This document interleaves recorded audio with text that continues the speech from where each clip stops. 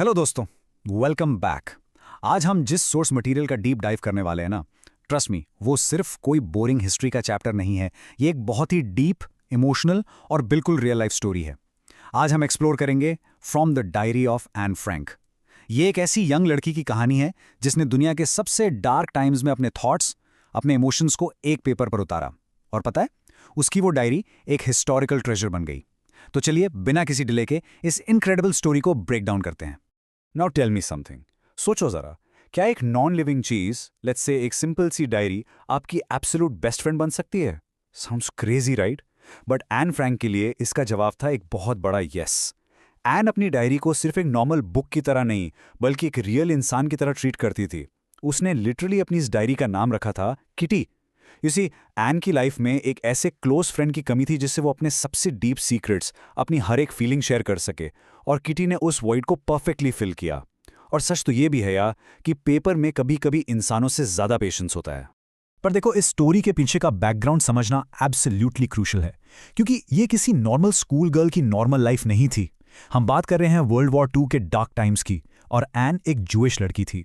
अपनी फैमिली और खुद को नाजीज से बचाने के लिए उन्हें एक छिपी हुई जगह पर रहना पड़ा, जिसे सीक्रेट एनेक्स कहा जाता था। जस्ट इमेजिन, सालों तक एक ही बिल्डिंग के अंदर ट्रैप्ड रहना, बाहर की दुनिया से पूरी तरह कट ऑफ। इस हैवी हिस्टोरिकल कॉन्टेक्स्ट में अगर आप देखो तो वो डायरी सिर्फ एक शौक नहीं थी, बल्कि उसके सर्वाइवल का, उसकी सैनिटी का एक बहुत बड़ा हिस्सा बन गई थी। So let's dive into our first major section, the Chatterbox versus Mr. Keesing. Okay, let's zoom into a very specific and honestly a very relatable part of her life. एक क्लासिक क्लासरूम कॉन्फ्लिक्ट जो I'm sure आप सबने भी अपने school time में notice किया होगा। देखो, इन दोनों के बीच का कॉन्ट्रास्ट देखो। एक तरफ है मिस्टर कीजिंग, जो एक बहुत ही स्ट्रिक्ट मैथ्स टीचर हैं, और दूसरी तरफ है हमारी एन फ्रैंक, एक इंटेलिजेंट, स्मार्ट लेकिन एक्सेसिवली टॉकेटिव स्टूडेंट। एन को बातें करना इतना ज्यादा पसंद था कि मिस्टर कीजिंग उसे लिटरली हमेशा परेशान रहते थे। ये एक ऐसी डायनामिक है जो दुनिया के लगभग हर स्कूल में एग्जिस्ट करती है, राइट? और इसी फनी क्लैश की वजह से शुरू होती हैं एन की हिलेरियस पनिशमेंट्स। अब मजा तो आता है जब ये पनिशमेंट्स एस्केलेट होती हैं। मिस्टर कीसिंग में एन को चुप कराने के लिए एक्स्ट्रा एसेज लिखने का होमवर्क देना शुरू किया। रूल ऑफ 3 लगा दिया उन्होंने। स्टेप 1 में उन्होंने टॉपिक दिया, अ चैटरबॉक्स। एन ने वो ब्यूटिफुली लिखा, लेकिन ऑफ कोर्स वो चुप नहीं हुई। तो स्टेप 2 आया, एन इनकरेजिबल चैटरबॉक्स। ऐसी बातों नहीं जिससे कोई फिक्स ही ना कर सके। लेकिन आन तो आन थी। फाइनली कंप्लीटली फ्रस्ट्रेट होकर टीचर ने स्टेप 3 पर एक बिल्कुल ही अजीब टॉपिक दे दिया, क्वैक क्वैक क्वैक।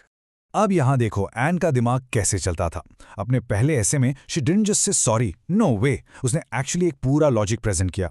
उसने ब्रिलियंटली आर्ग्यू किया कि talking is a natural habit for students. उसने पॉइंट आउट किया कि यह हैबिट उसे अपनी मदर से मिली है, बेसिकली जीन्स में है, तो वो ज्यादा कुछ नहीं कर सकती इसमें। ये एक्चुअली दिखाता है कि एन कितनी विटी, एक्सप्रेसिव और अपनी एज से कहीं ज्यादा स्मार्ट थी। वो डरती नहीं थी, वो अपने फैक्ट्स एकदम बोल्डली सामने रखती थी। लेकिन फिर आता है the ultimate climax.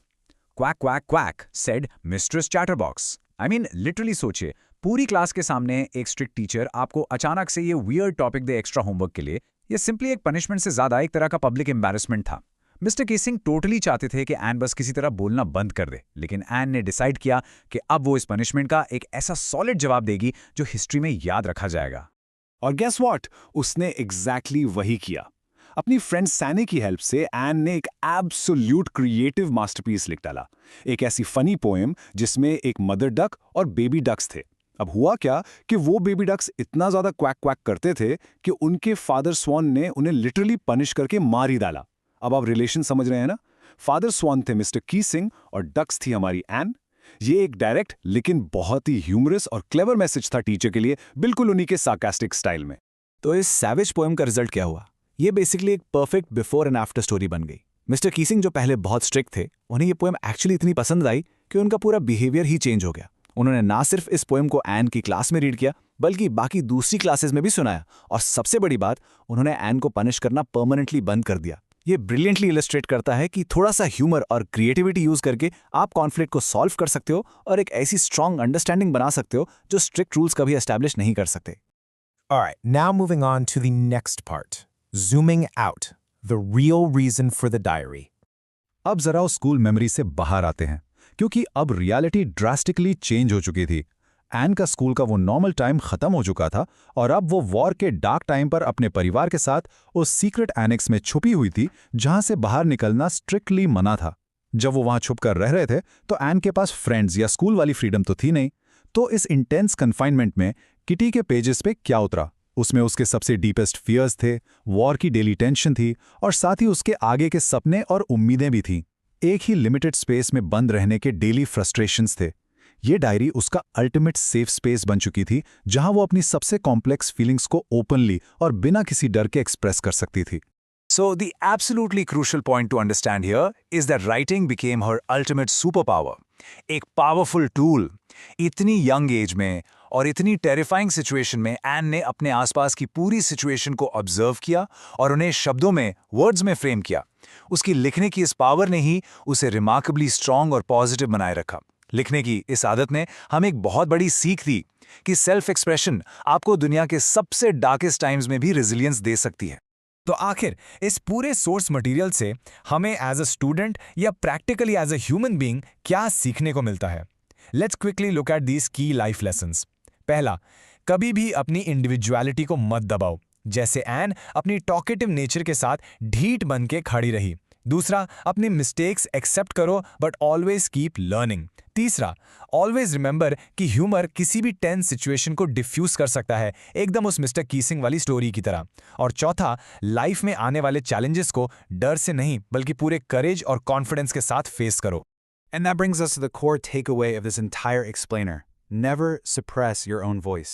And in every situation, no matter what, always give your best. Anne Frank genuinely एक आम लड़की थी, ordinary struggles और teenager वाले सपनों के साथ। लेकिन उसकी लिखावट ने, उसकी unfiltered honesty और clarity ने उसे एक ऐसी extraordinary symbol बना दिया, जो आज humanity, hope और resilience का perfect example है। I really hope इस सेशन से आपको कुछ वैल्यूएबल और genuinely inspiring सीखने को मिला होगा। Keep learning, keep expressing. But before we wrap up, I want to leave you with a thought. जरा सोचिए इस बारे में। अगर एक छोटी सी लड़की की डायरी जो एक छोटे से हिडन कमरे की दीवारों के बीच लिखी गई थी पूरी दुनिया को हमेशा के लिए इंस्पायर कर सकती है, तो आज इस फ्री वर्ल्ड में आप अपनी आवाज, अपना वॉइस कैसे यूज करेंगे? Until next time, take care.